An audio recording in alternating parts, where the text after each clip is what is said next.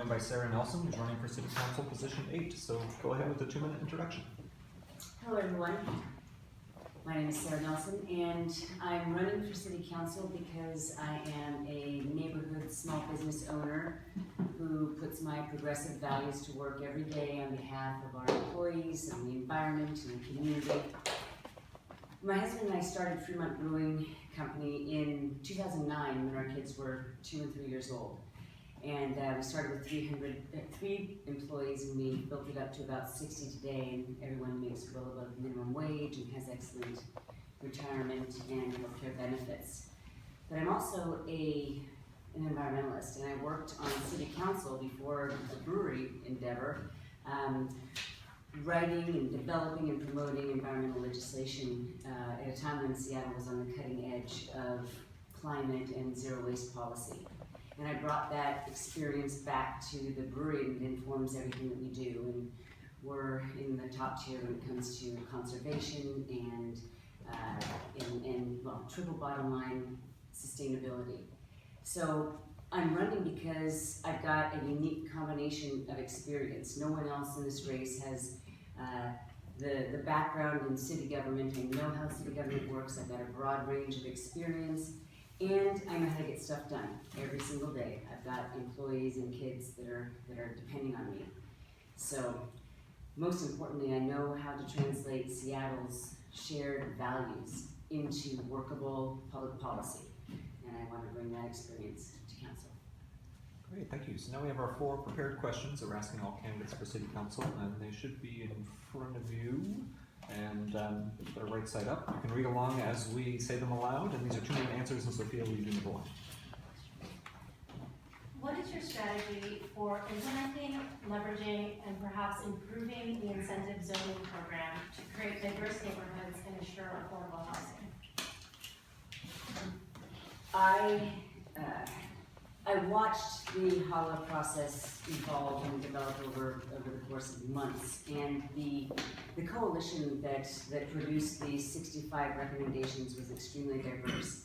And so I believe that their recommendations for the mandatory housing program should be maintained as the neighborhood upzones come forward.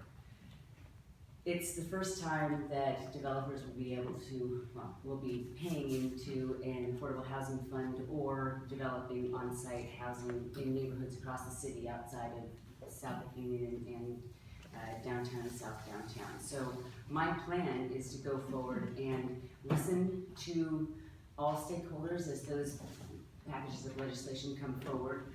But I think that it's important that we move forward because we're not going to be able to have enough money for subsidized affordable housing, and we desperately need more housing in general to accommodate future growth, and also to reduce or try to maintain Seattle's carbon footprint to normal levels by putting growth where it's needed in urban centers and urban villages and along transit lines.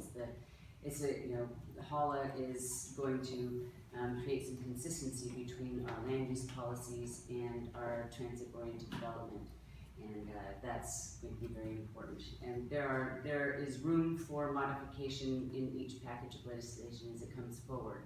So when this question says how to improve, that depends on stakeholder wishes and issues that come up that I haven't yet thought of.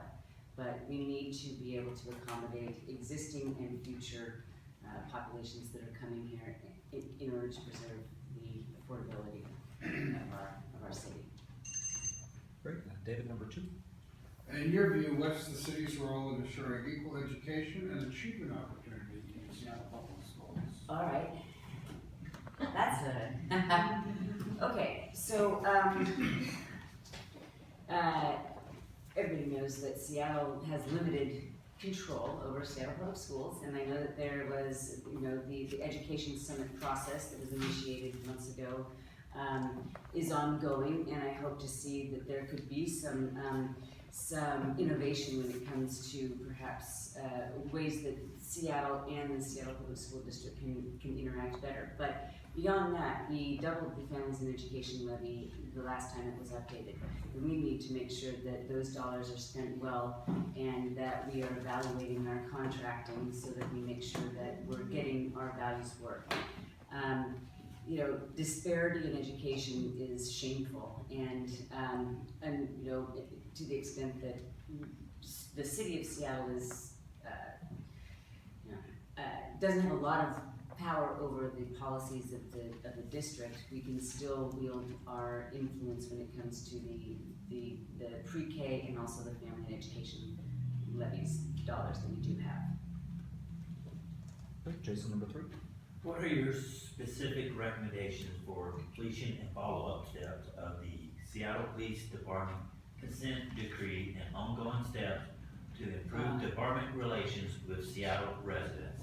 Well, from my understanding, we have, the department has made some progress, some good progress according to the last report in adhering to or meeting the targets of the consent decree. But we need to do a lot more. Police reform is just at the beginning, and it's heartening to see that there is more attempt to get police, to get public involvement in this. I would support an independent prosecutor for police reform. You know,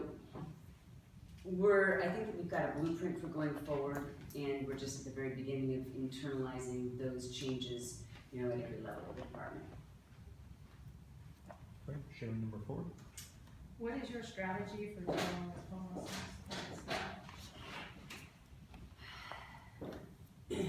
So I've been here since 1990, and I've seen this problem get worse and worse and worse, and we're spending more and more money, and it seems not getting any better. Our business is in the industrial zone, so we see it right up front every day. So clearly we're not doing something right, and so I would start with really you know, a cold analysis of what's not working and what we could do better, and we already have some resources for that. The Poppy report is a good beginning. So I would start with reform of our service delivery model as it exists right now. We need to get people into housing right away. I know that there are, you know, there are different models for different kinds of housing, but we need to get folks into housing first, and we need a diversity of shelter and housing options going forward. We also need to partner better with the county when it comes to the delivery of mental health services, because that's a huge chunk, and we're not going to make a dent in the problem unless we can get mental health and substance abuse services to the folks that are on the streets here, because it just seems like we can play around the edges, but until you know, we get folks that are suffering from opioid and other addictions, that, you know, we're not going to take great leaps forward, and that's going to require partnership with other jurisdictions. I'm assuming that we're not going to get a lot of funding from the federal level, so it's a question of you know, partnering with the county on mental health issues. Great, so now we'll open up to follow-up questions. These are 1-minute answers. We'll start with Summer and then Robert. So I was super interested to hear about what are you thinking about the income tax on high earners and that proposal here in Seattle? Well, I supported and volunteered for the income tax proposal in 2010, because we've got, as everybody knows, an incredibly regressive tax structure here. So in spirit, I am for you know, a tax on high earners. I have some questions about how that will be implemented, because we have a resolution and there are a lot of questions going forward about, you know, constitutionality, etc. We've got to do something though, and if we go forward with an income tax, I will support it only if it cuts the regressive taxes, primarily the sales tax and property taxes if possible, because there are house rich and income poor people that are really having a hard time staying in their homes.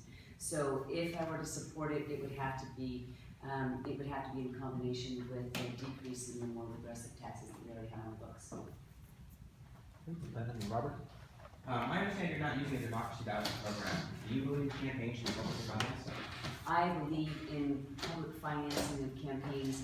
There are different models across the country, and but the way that this one is set up, I believe it favors folks that get into the race very early and have a machine for getting signatures and small donations.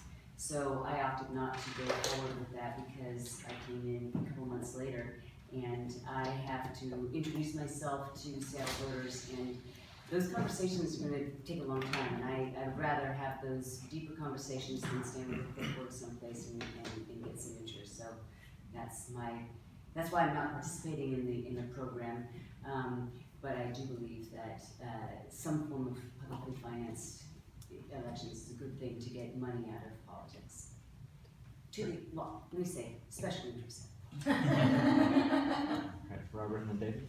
So what can the city do to advance the timeline of delivery of sound transit projects within Seattle, particularly rail to West Seattle and Ballard? Okay, time is the biggest driver of cost of projects. Richard was land use chair, and so I learned that at the end. Other jurisdictions bring projects online a lot faster, so I believe that some kind of streamlined permitting has got to be implemented within Seattle's jurisdiction so that we can bring projects online much faster. That's very important. And you asked me specifically about east-west? Well, the Sound Transit 3 projects that were approved to Ballard and West Seattle. Okay. Well, I know what Ballard wants is something not at grade and not a bridge, so they want a tunnel. So specifically how to carry forward the community's wishes for for something underground and save time. I have got to look at that, but I do believe that the process is drives costs and slows delivery. David? Am I allowed to ask? Well, okay. I want to know what you think. After the camera's After off. the camera. Yes, when the camera's off. Okay. Yeah. All right, I get to talk. Okay. So David, go ahead with your question. I'm sorry. I'm just wondering, we are blessed with some wonderful candidates for this position. And I'm not as familiar with you as I probably should be, based on the background that you laid out for us in your introduction. I'm just wondering if you might tell us why you are the leader that we should choose amongst these other leaders that have come forward for this position. Well, great question. Yes, everybody in this race brings forward certain things, but I'm not a single issue candidate, and I know Seattle very well. I've lived here for a very long time, so my breadth of knowledge about city issues, I think, surpasses anybody else in this race. That on top of my work in city council, and I know how the legislative process works, which pots of money can be paid, for which projects, etc. And so we need somebody to hit the ground running because we've got really huge things facing us. Opportunities. It's not all problems, but we need to embrace our opportunities and be smart about how we go forward solving our problems. And I'm the only one like I said, that has city experience and also understanding of the private sector. Like it or not, they're going to have to be brought to the table when it comes to going forward on solutions. And I think that I can be a bridge between government and the private sector. I know I'm not supposed to say this, but small business is one of the things that maintains Seattle's vibrancy. And I want to make sure that there's a way of protecting and advancing what makes Seattle fun also. All right, Bevan, and then Clayton, and then Liz. So kind of in that vein, I know that, for instance, the bike path that went down Westlake was kind of a huge controversy, right? And one of the ideas that came forward onto the table was, why not get Amazon and Google and a lot of these other private sector businesses that are in the area involved in the planning to help finance something that was better and bigger. So what are your ideas in terms of sustainable building within the city, in terms of environmental sustainability and also in terms of economic sustainability? I think that's a great idea. We are not capitalizing, I hate that word, we're not taking advantage of the creativity and I think the willingness of companies to be involved, for example, Fremont Brewing has a pilot project with a company, it's an anaerobic digester, we give them our little spent grain, that's what comes out of the tub, and it makes methane and clean energy. That's just one example of the potential of this city's private sector to really contribute to solutions.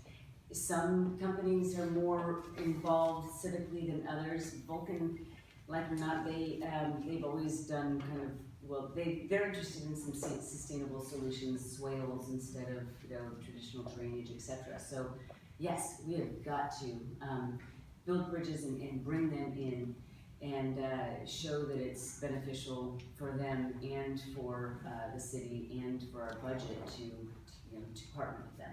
What is that form? It's difficult because the Washington State's Constitution prohibits the kinds of public-private partnerships that are allowable in other states. But I think there's probably a desire. It's just a question of coming together.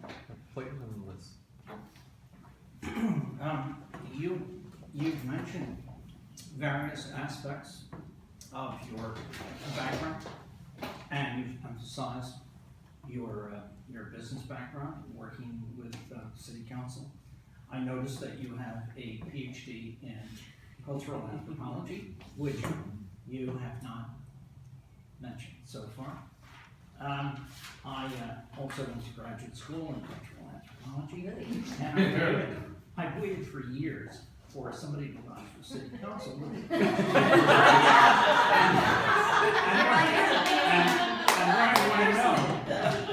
what I would like to know is how you see your field work in anthropology as analogous to and helping you to analytically understand the problems of the city as a member of the city council. Mm-hmm. Fair question. So I studied the intersections of gender, race, and class in public policy in Brazil. So I was already interested in politics and anthropology. I decided that I wanted to stay in Seattle and not go on 2-year stints and 2-year stints all over the country, etc. So I wanted to stay in Seattle, and I found and I wanted to work in city politics. I'm just a basic general do-gooder, okay? So that's, my career is incoherent, but the one thread is I want to make a positive contribution, okay? So I'm a recovering academic, but Richard thought that even though I didn't have the political Rolodex, that I would be an asset because I can translate what different constituencies think and bring it back to my boss, and I can also bring his message to a variety of constituencies. And so he, smart guy, thought that an anthropologist would be perfect in his office, even though I didn't have the traditional background. Liz? So I'm wondering if you can tell me 2 or 3 names on council today that you feel like you're doing work really well with in particular. Where that vibe is just really good, we feel like we can jump right in and start working. And also what committees? Okay, so I can't really speak to who I would work well with because I don't know the landscape. And it's Do you feel like you have okay, can I talk? I want to start with committees first and then So I love land use and I don't think that Rob's going to give it up. So I'll be on his committee. But I think that there's a place for an economic development and sustainability person. Because that really, a lot of people think, sustainability or environment and business, they don't go together. But I think they do, and the only way we're going to make a dent in our carbon footprint is, is to make it make sense to the private sector and have. So I'm on the advisory committee for the relaunch of the EnviroStars program, which is going to be a one-stop shop for businesses to green up. And at the brewery we did a lot of we did the light, LED rebates. So I would like that combination, but I really like land use too, and transportation. So whoever is on those committees, I'll work great with. All right, John, final question. Just wanted to go back to your research. So when you mentioned studying gender, race, and class in Brazil, How would you apply some of that to Seattle, looking at some of the gender, race, and class problems we have here? Okay, so I studied female police stations, that were started in the wake of after the military dictatorship was over. Female police stations was the kind of the wish list, on the wish list of the feminist movement that backed the their idea was put women in charge of dealing with violence against women so that they would get a fair shot at justice. And in the beginning that worked well because the women officers got a lot of training and consciousness raising, etc., and didn't replicate a lot of the sexist and discriminatory practices of a woman who would go to a male police precinct and then also get re-violated, basically. But the officers were predominantly white and middle class, and the folks coming in were not. And as they proliferated and the training dropped off, the same the same problems started to be replicated. Takeaway is that women aren't better or more compassionate or better at dealing with the problem than men. It's training, and so that's kind of what I see happening in police right now. It's just like it's much better training at a deeper level and getting over a lot of the institutionalized biases that people bring to jobs of power.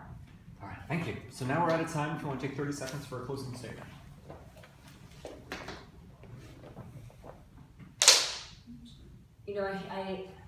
I came here in 1990 from California, and that was a time when people, were very wary of outsiders, and I sense that there's some anxiety about change in Seattle, but I also believe that we're at a really exciting time, and if we can address the fear and turn it into a feeling of opportunity and potential. There was a time when there was no grunge music and no craft beer and no, not very much espresso, and and ta-da, here we are. And so it's an exciting future, and I want to be part of Seattle's change. Great, thank you very much.